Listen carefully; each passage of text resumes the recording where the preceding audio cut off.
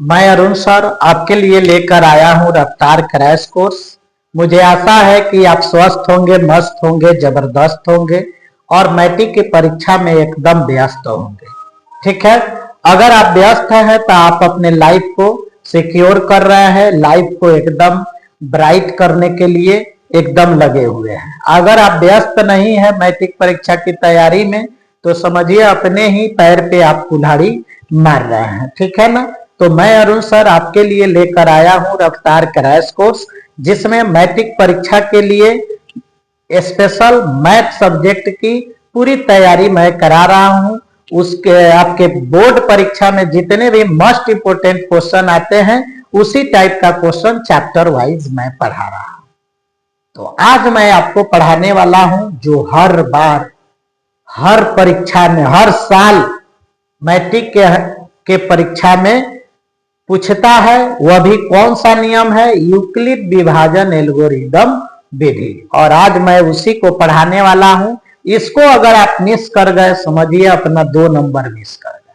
ठीक है ना। अपने बोर्ड परीक्षा में मैथ में 2 नंबर आपने गवा दिए।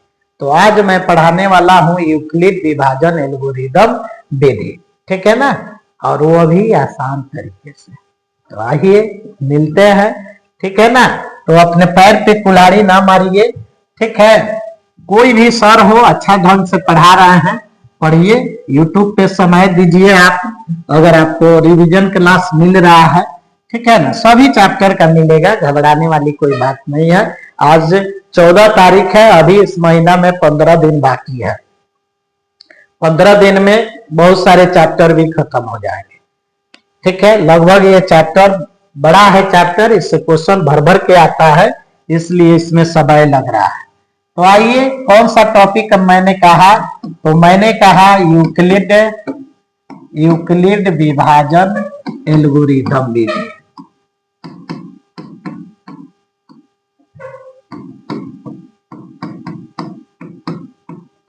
एल्गोरिदम या एल्गोरिथम। ठीक है ना। यूक्लिड विभाजन एल्गोरिदम। ठीक है। विधि लिख सकते हैं इसमें, इसका हम लोग यूज करते हैं। अगर कहा जाए कि यह विधि किसके लिए है तो यह विधि स्पेशल मौसा ज्ञात करने के लिए है। एचसीएफ ज्ञात कीजिए या हिंदी में क्या कहेंगे? मौसा। एचसीएफ या मौसा ऐसे कर दीजिए। एचसीएफ या मौसा ज्ञात करने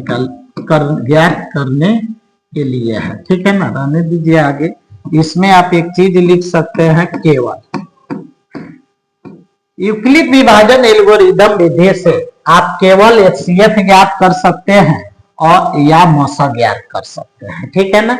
ये क्लियर है। पूरा लिखना कोई जरूरी नहीं है क्योंकि यह रफ्तार क्रैश कोर्स है, इसमें समझना जरूरी है। आप इस विधि द्वारा मौसा निकाल सकते हैं। ठीक है ना। एचसीएफ निकाल सकते हैं, एलसीएम नहीं निकाल सकते। लस इससे ज्ञात नहीं किया जाता है, ये माइंड में आप रखिएगा। अगर नहीं पढ़े होंगे, नया नया आपको मिल रहा होगा तो इस बात को जरूर आप एकदम गांठ बांध लीजिए कि यूक्लिड विभाजन एल्गोरिदम विधि द्वारा ओनली क्या फाइंड किया जाता है? एचसीएफ या मौसा किया जाता है। मौसा बनाने के 3 तरीके हैं। ठीक है ना। तो ये विस्तारित बैच तो है नहीं कि आपको बताया जाए। मौसा एक भाग विधि से होता है, एक अभाज्य गुणनखंड विधि से, और तीसरा 10वां में आपको पढ़ना है यूक्लिड विभाजन एल्गोरिथम विधि से। ठीक है ना। ऐसे आपको पढ़ना। तो सबसे पहले मैं एक बताना चाहूंगा कि ये फॉर्मूला जो है, यानी इसका एक और नाम है यूक्लिड विभाजन प्रमेयिका। ठीक है ना। तो ये एल्गोरिदम विधि, इसलिए इसमें आपको ये मोस्ट इंपोर्टेंट है। VVI कहिए चाहे MI कहिए, मोस्ट इंपोर्टेंट है आपके लिए। ठीक है। इसमें सबसे पहले जानना होगा इसका सूत्र। हमें क्या जानना होगा? इसका सूत्र जानना होगा। और सूत्र जानने के लिए हम जाएंगे कहां पे? तो जब आप छोटे क्लास में थे, यानी 10वां से नीचे क्लास में होंगे, ठीक, बहुत से छोटे क्लास यानी चौथा, 5वां, दूसरा, तीसरा, ऐसे, तो आपको भाग सिखाया गया होगा और भाग में ये बात बताया गया होगा कि भाग में आप शेषफल बताइए, भागफल बताइए। ठीक है ना। ये 2 चीज जरूर आपसे पूछा गया हो। तो कोई भी संख्या का जब भाग का हम चिन्ह लगाते हैं तो ये अंदर वाला भाज्य होता है। क्या होता है? भाज्य होता है। और ये क्या होगा? भाजक होगा।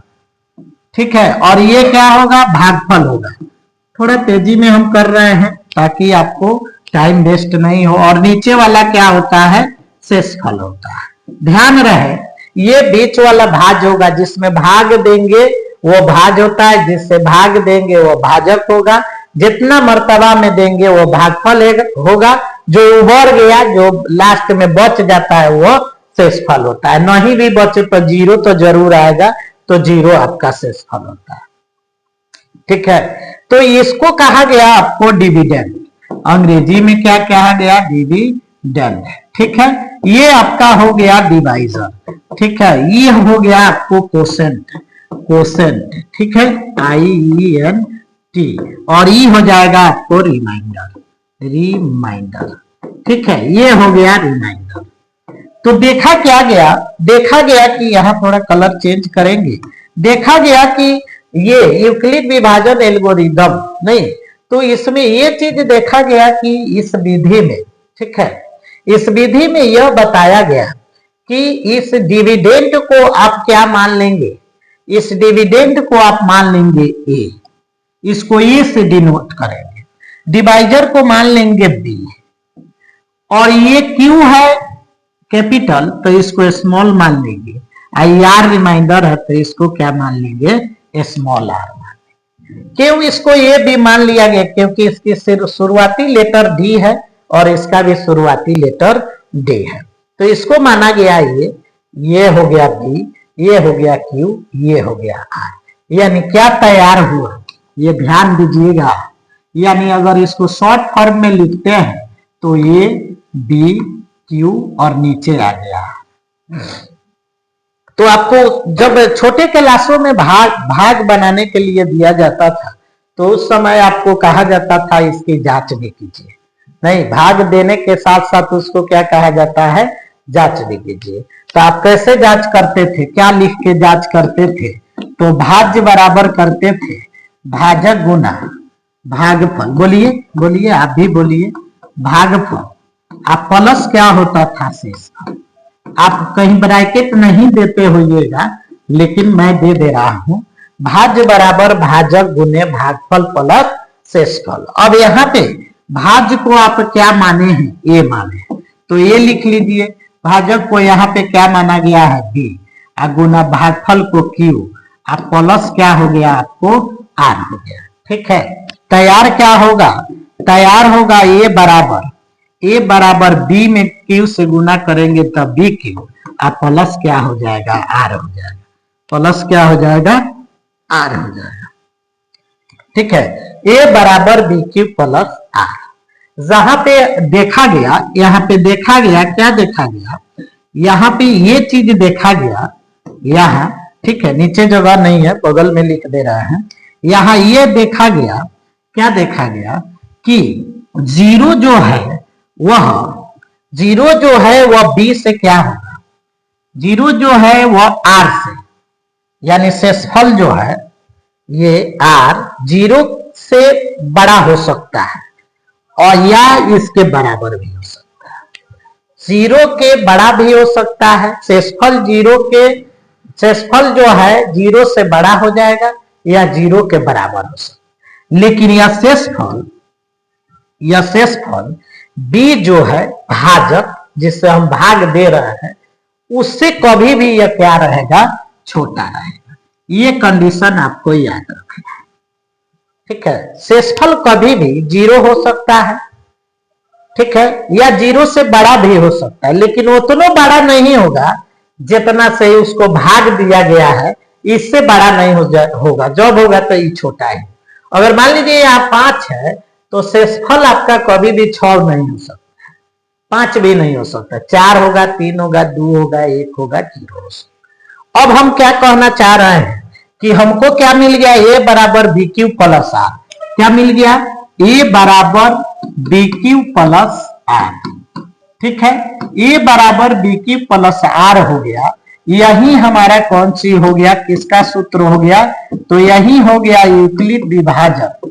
विभाजन एल्गोरिथम एल्गोरिथम का सूत्र, यही हो गया आपको किसका सूत्र, तो यूक्लिड विभाजन एल्गोरिथम, री छूट गया है इसमें, रिदम का सूत्र, रिदम का सूत्र। बोलिए, जहां पे आपको r बराबर क्या लाना होगा, तो r 0 के बराबर लाना होगा, तब जाके यह फॉर्मूला सूट करेगा। वो बताएंगे कब 0 लाना होगा। a बराबर बी क्यू प्लस आर, तो यही है यूक्लिड विभाजन एल्गोरिथम के लिए सूत्र। और कितना आसान तरीके से मैंने बताया, आप इसे कभी नहीं भूल सकते हैं, ठीक है ना। आप बस इस स्ट्रक्चर को याद रखेंगे, इस स्ट्रक्चर को, इसको कि ये होता है, बी होता है, क्यू होता है, और यहाँ पे क्या होता है, आर होता है। ये अगर याद है, ठीक है ना, भाज्य बराबर भाजक गुने भागफल प्लस शेषफल, तो जिंदगी में कभी आप यूक्लिड विभाजन एल्गोरिथम का सूत्र नहीं भूलिएगा। बोलिए, क्लियर है। तो इस सूत्र की सहायता से आपको एक क्वेश्चन आता है बोर्ड परीक्षा में, जो कि आपको नेक्स्ट वीडियो में मैं पढ़ाऊंगा, इसको आप देख लीजिएगा, नेक्स्ट वीडियो में मैं बताऊंगा, ठीक है।